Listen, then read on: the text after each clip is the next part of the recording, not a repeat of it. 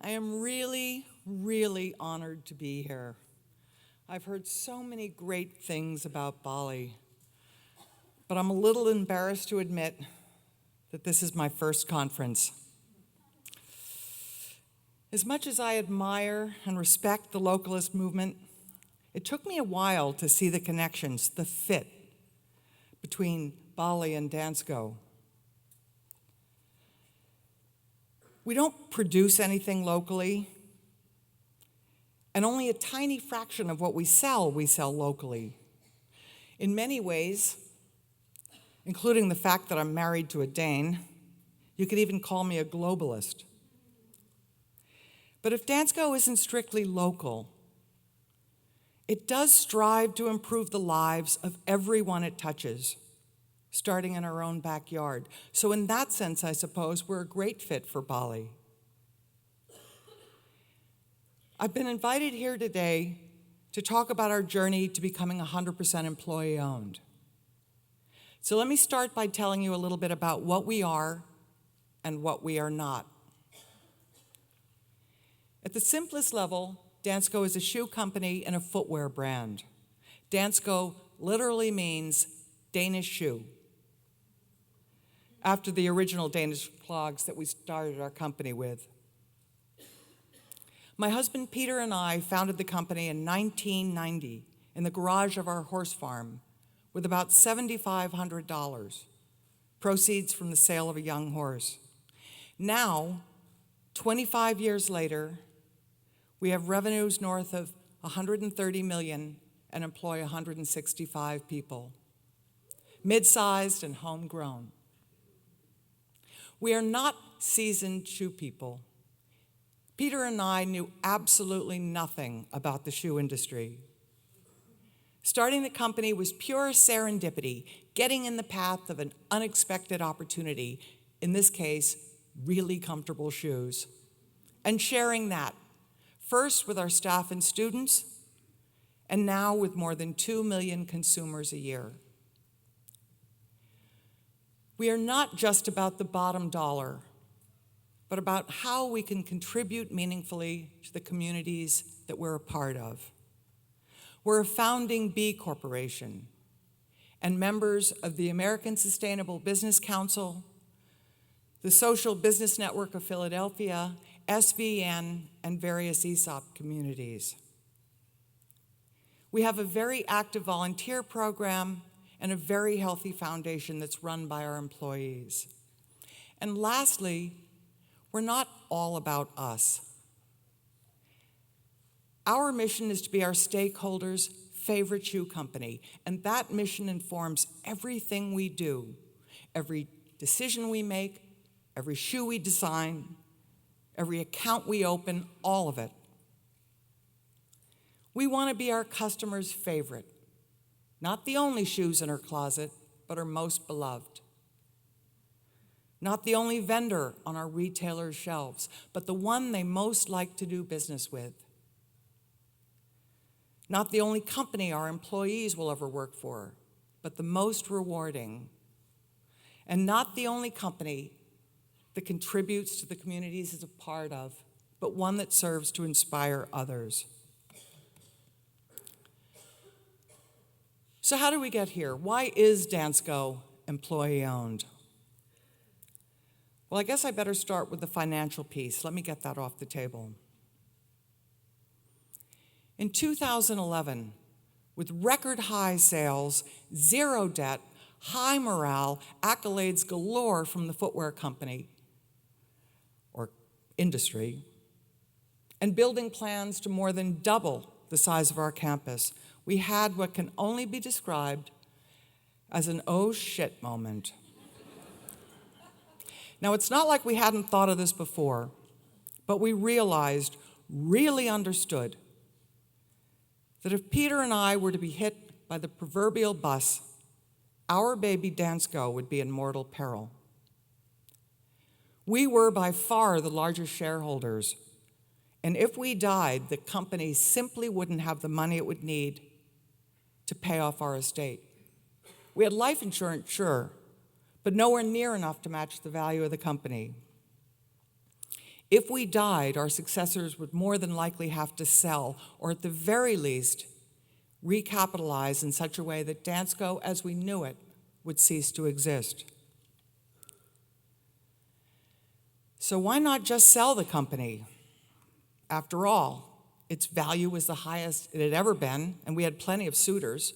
Isn't that every entrepreneur's dream? Well, the fact is we'd already been down that road. 10 years ago, in 2005, we were courted by one of the largest companies in our industry and offered a staggering amount of money to sell. I was stunned. I was flattered. And I felt I had no other option, so we went for it. But not because of the money. It was never about the money. Peter and I didn't need it. Our lifestyle is actually pretty simple. And Dansko didn't need it. We were growing just fine on company profits. But I'd had a crisis of confidence that I could take our little startup to the next level.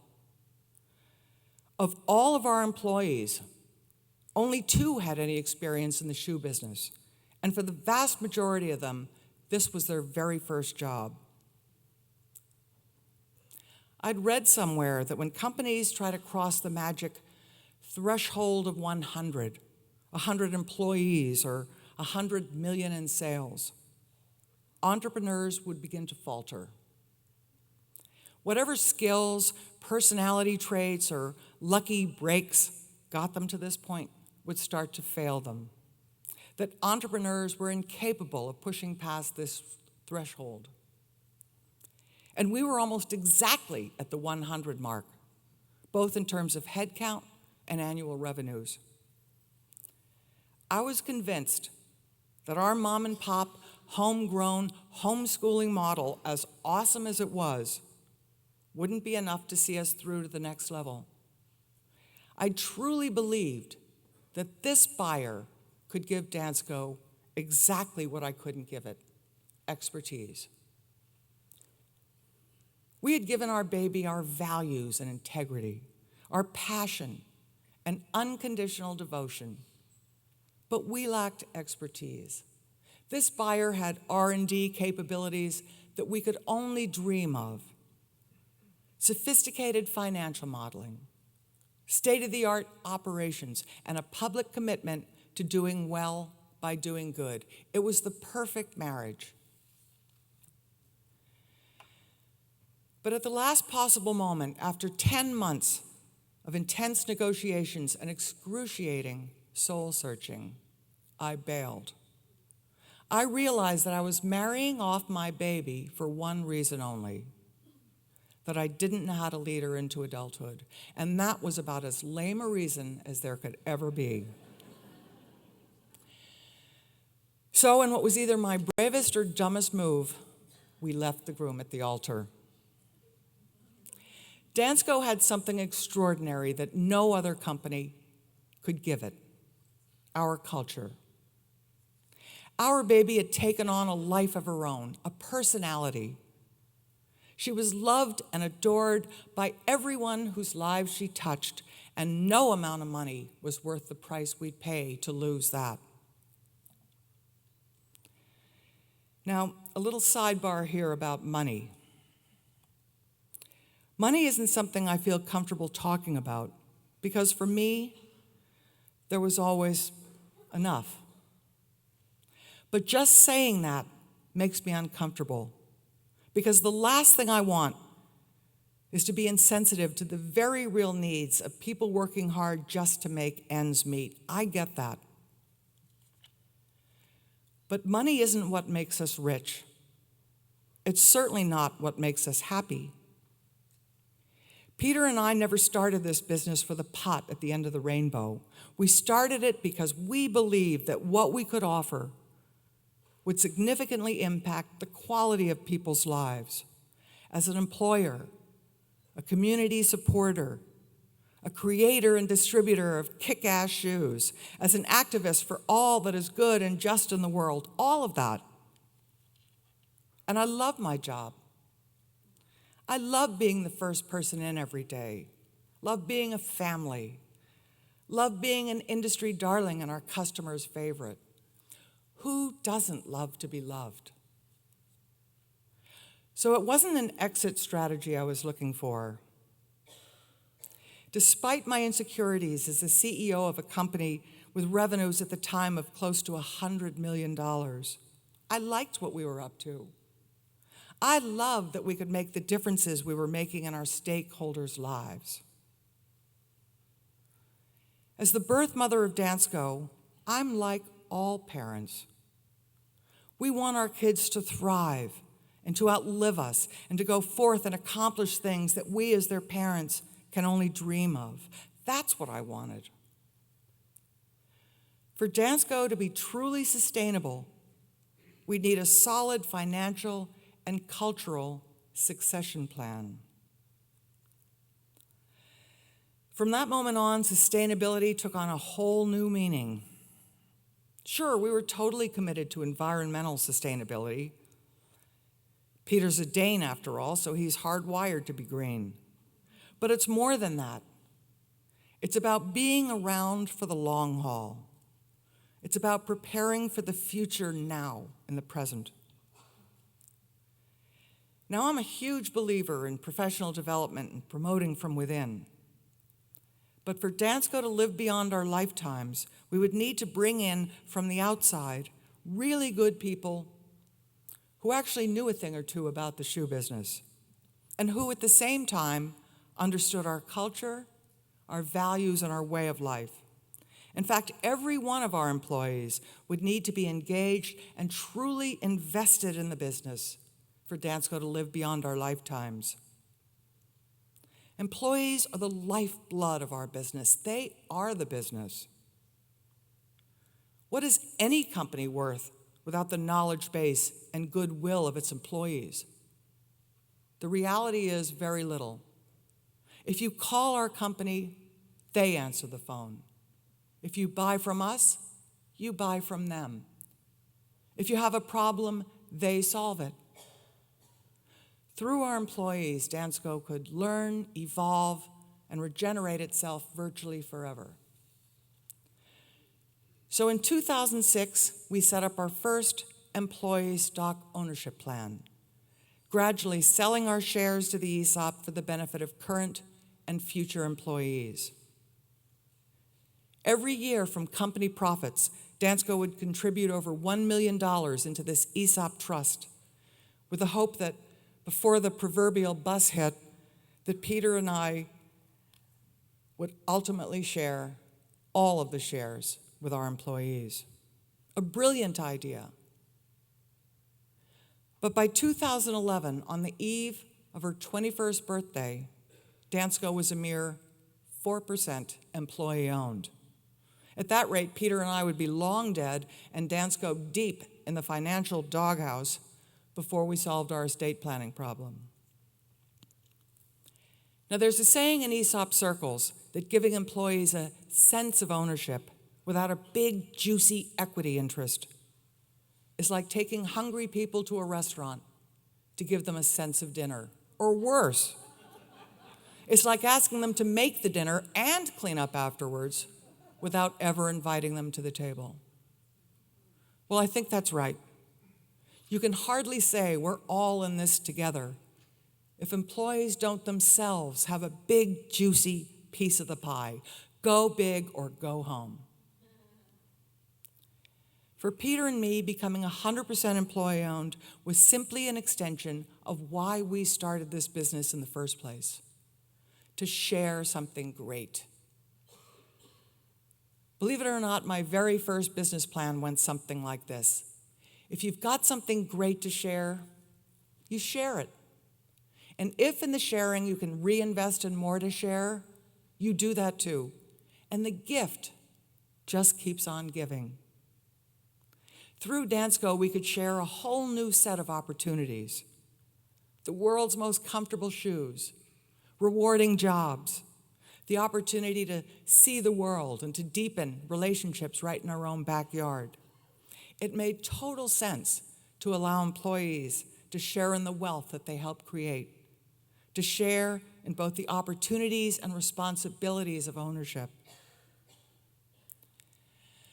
But there's another reason as well.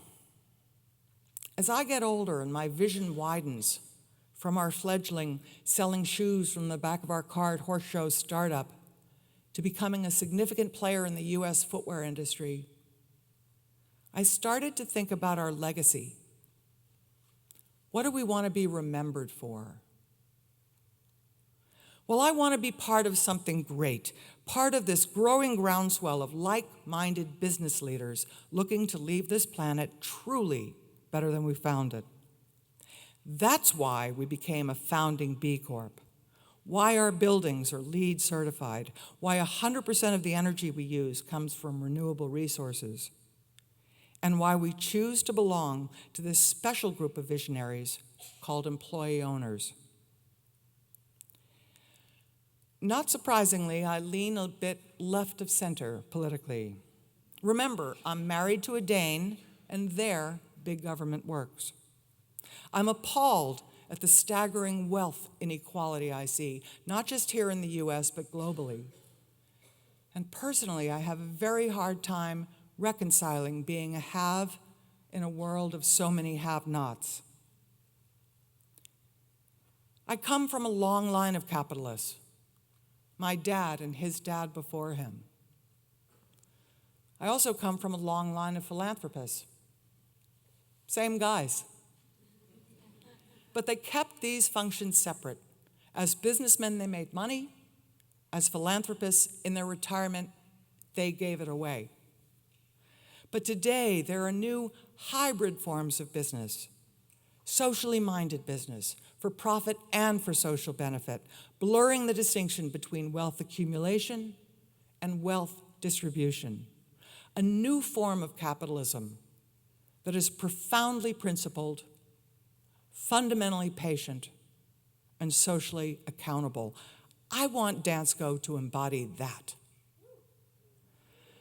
For me, ESOPs are a way to bring equality of opportunity back into the picture, a more democratic vision of capitalism, not as a system for capital, but as a system of capital, a system in which wealth can belong to the people who create it. People become better stewards of all the systems of which they're a part when they have a personal stake in those systems.